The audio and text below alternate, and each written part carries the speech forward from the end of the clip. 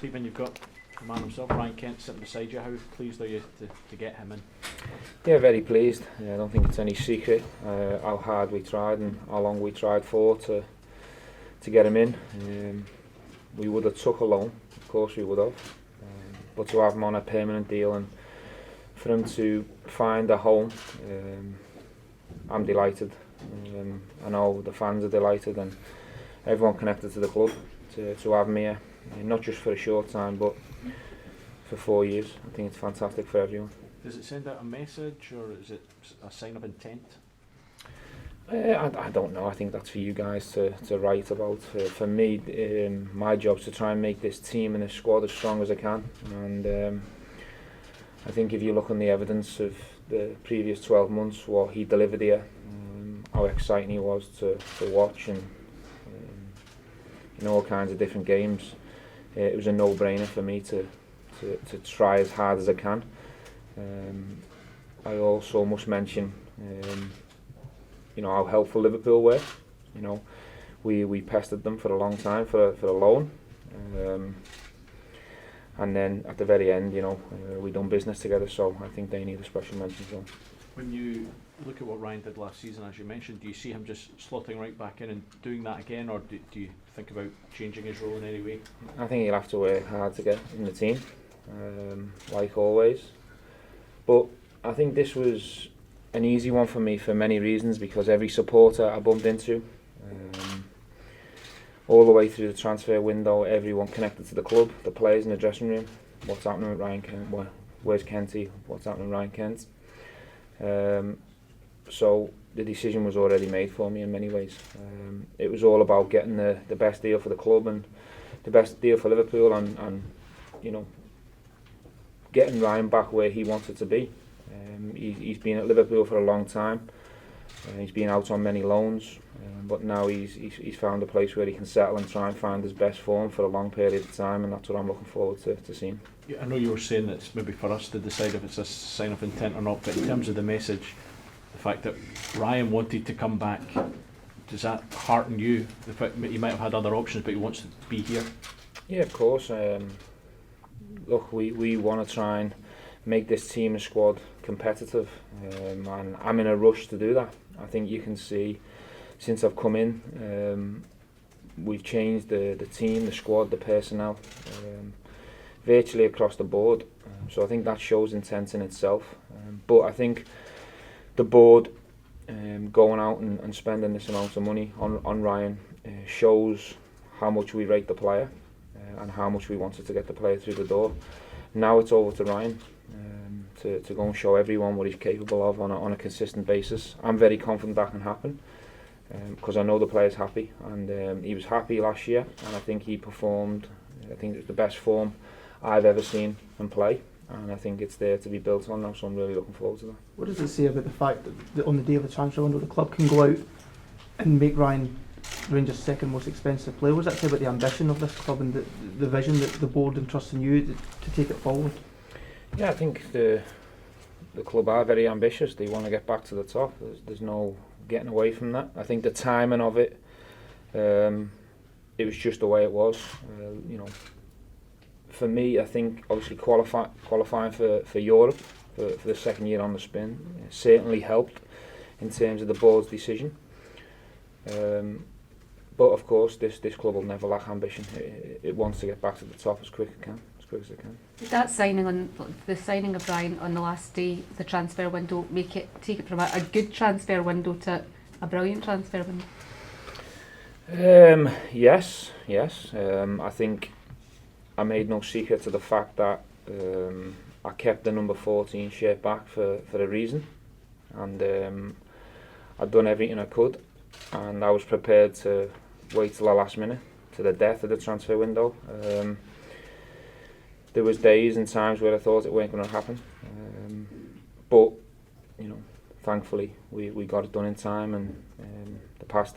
All I'm looking forward to now is the future, and he's available for the weekend. I think what I must say is we have to be careful. He hasn't been doing regular sessions and he hasn't had many game minutes, so I think we all have to appreciate where he's at from a physical point of view. But he's available for selection, which is great news. Is the team back refreshed after the international break, wanting to prove a point after that game against Celtic going into the break?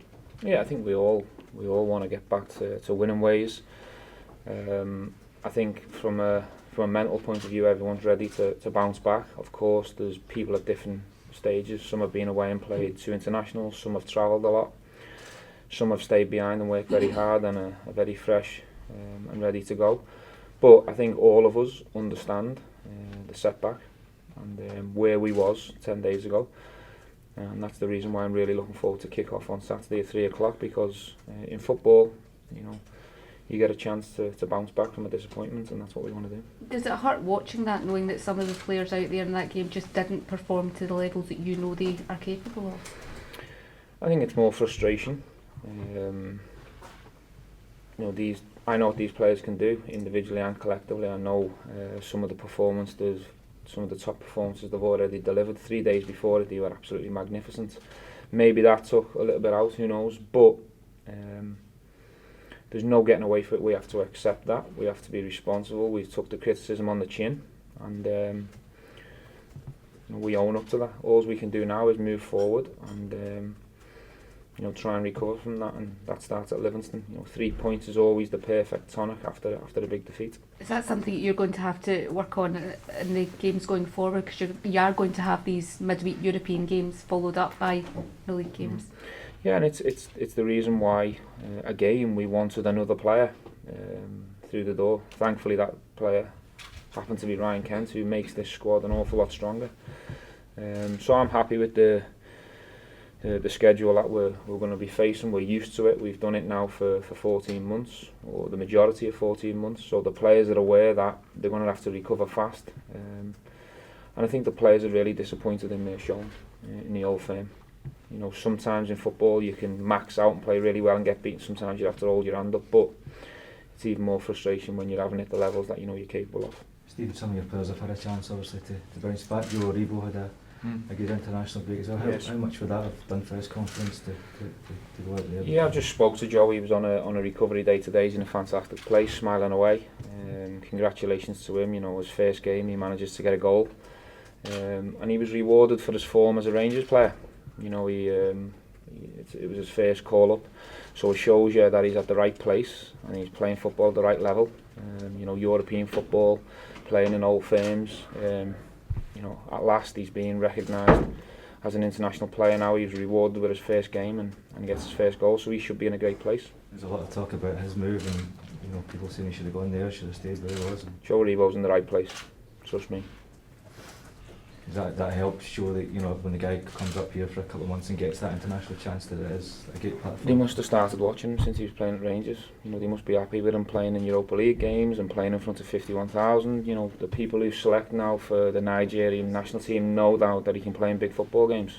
I don't know many players in the Championship who are playing for Nigeria. So how's Ryan Jack? He's a doubt for the weekend.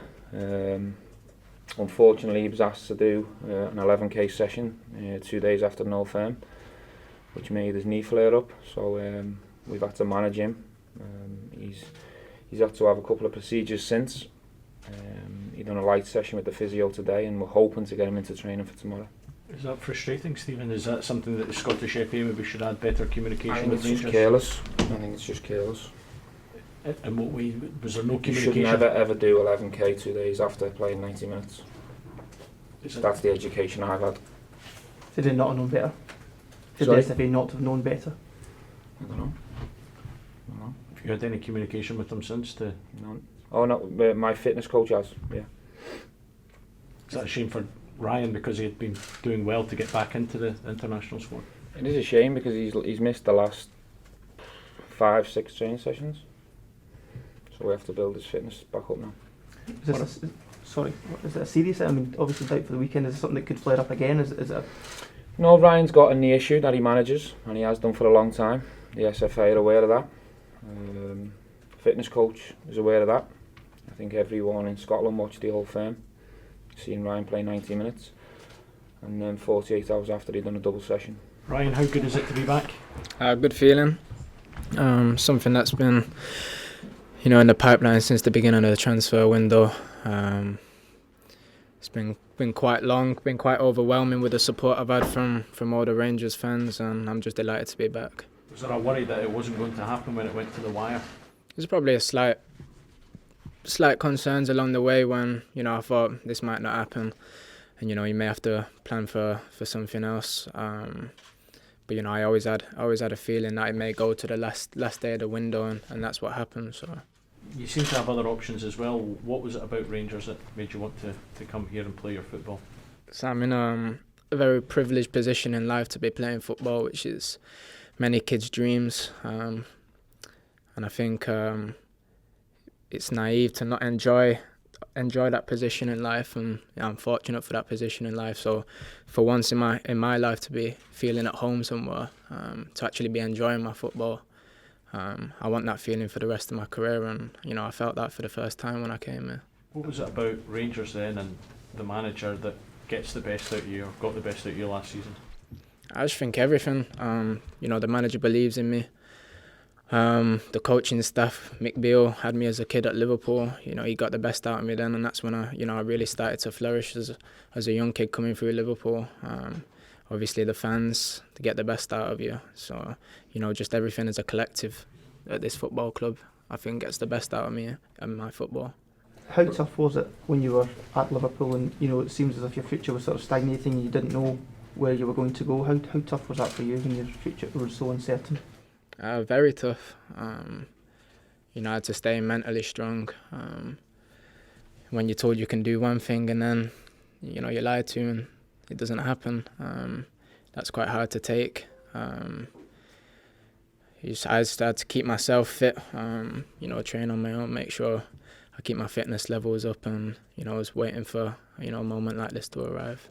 Does what happened at Liverpool before you moved here leave a sort of bitter taste in your mouth, the way you were treated? As you said there, you were sort of made false promises. No, not a bitter taste. The thing that I wanted from the start's happened at the end, so I'm just happy with that. Does that sort of thing make you appreciate where you are now even more? The fact that you are here, you are, as you say, as the manager said, you are feeling like home, and you've got a chance to go and play in front of 40,000-50,000 every second week. Yeah, I'd have liked to have been here from the start. It's quite difficult watching it on the TV. Wishing I was part of some of the games. But like I said, I'm just delighted to be back here now, and I can't wait to get going. It's a big price tag, £7 million. You're Rangers' second most expensive player. Does that come with added pressure? Do you relish that pressure even? I think I've mentioned before that I enjoy playing under pressure. I think it gets the best out of me. I think you've seen that in the big games last year. So it's up to me to step up and deliver. Do you feel extra expectation on you this time because you're coming in, you're coming back, the fans wanted you back and they know what you did first time round? I think I just got to go and deliver again and more. I have ambitions as a footballer to get to the highest level, and that's what I want to do. So I know the expectancy of me as a footballer and what I need to go and do. Right. How much do you believe you and the club can achieve in your time there? Quite a lot. I probably wouldn't. I probably initially wouldn't have come here if I didn't think this club was expecting to go and do big things. You've seen that Europa League last year, how well we'd done. And for the first time that did beat the rival football club in quite some time. So I think this year's what we can get out of it, whatever we want to do. You made such an impression in the Old Firm when you were here playing in it. How was it watching one? Did you watch the Old Firm game? What was your thoughts? Was it tough to watch? Yeah, it was tough to watch. I'd have loved to have been a part of it. But I know I've got 3 more of them now, and a lot of other big games as well this season. So I just can't wait to get going and hopefully excite a lot of football fans this year and hopefully achieve some silverware. We heard there was interest from France and Belgium. Were you close to kind of following that up before this deal was resurrected, or how close were you to? I had to have things on the side just in case. I had to look after myself. But always a part of me was to come back here, and that's something I I was hoping that would happen, and you know that it came around, and you know when the opportunity came about, then I was set on coming back here straight away.